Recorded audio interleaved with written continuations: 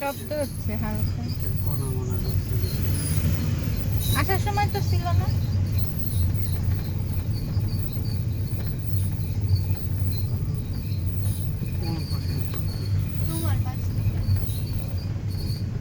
আগে এবার সব শ্বশুর ছিল, জেঠা শ্বশুর, কাকা শ্বশুর, এবার কেউই নেই।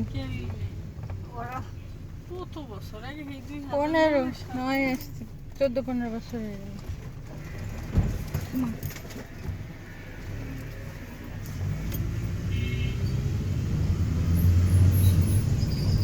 চিঠি শব্দ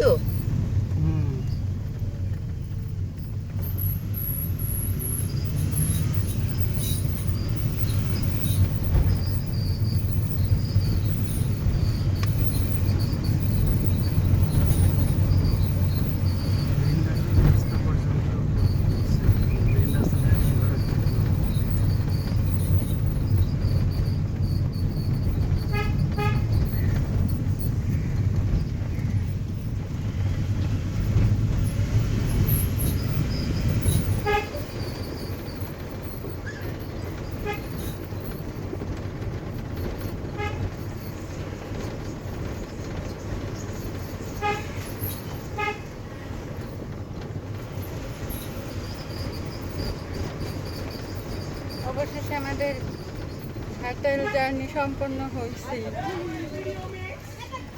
অনেক বাধা বিপত্তি পেরিয়ে আমরা পৌঁছাইছি শেষ পর্যন্ত। সকালেও যেন কি বাধা সৃষ্টি হলো, এখানে একটা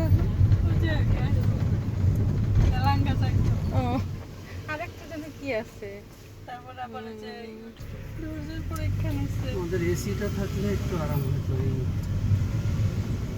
বা শীতকাল হলে বা এসি থাকলে যে কোনো একটা হলে। শীতকাল থাকলে তো কোনো এসিও লাগতো না, বাইরেও কোনো সমস্যা হতো না। আবার যেখানেই যাই গেছে কারেন্ট, আমরা কি করবো?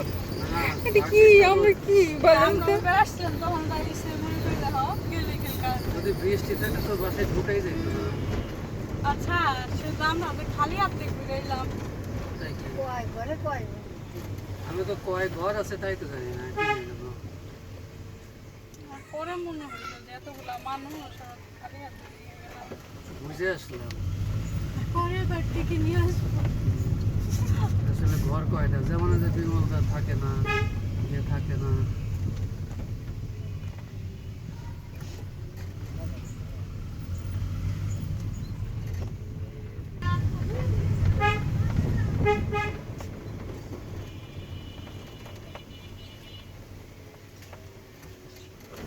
বাজারে গেলেই পাওয়া যাবে না।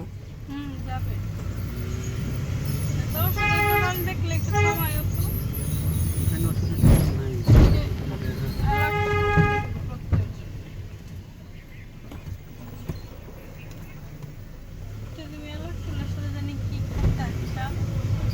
ওরা দরকার নাই।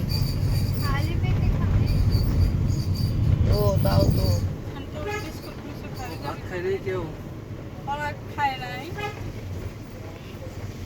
কাউডাং ফ্রি ভাত। বাচ্চা কোম্পানির সাথে আমি চারজন খাওয়া নেটা না টানি এইভাবে খাইলেও খুশি ও খাইলেও সবাই বলতেছিল যে ওই দিদি রান্না করছে দেখে নাহলে আমি বসাইতাম। দিদি ভাত না, বসাই উনি আগে থেকেই রান্না করতেছে তো। ওনার হলো ভাত আর ডাল হয়েছিল, আমাদের থেকে আবার ভাত বসাইছে। আর ওই যে ইয়ে পরিমল আগে বলে দিছে না যে আমরা আসতেছি। না জানি না, হ্যাঁ আমি জিজ্ঞেস করলাম, আমি জিজ্ঞেস করছি দিদি আপনারা জানেন না, আমি জিজ্ঞেস করছি দিদি আপনারা জানেন আমরা যে আসবো, হঠাৎ করে বলে নাই, বলে কি না আমরা তো জানি না, আবার জিজ্ঞেস করে কোন বাসায় খাইলেন। ও বলে নাই। সেই কয়জনের মধ্যে তাহলে ওর সাথে বলে কি লাভ হলো? এখানে আসলে সাথে জোগাড় নাই। তাহলে তো না বলাই ভালো ছিল, যোগাযোগ না আমি তো করে। ভাবছি যে বলবো, ওর বাবা মা নাই, ও আর বলে নাই দিলে। বলে নাই কারোরই আমারও তো বাবা মারা গেছে যে কেউ বলে নাই।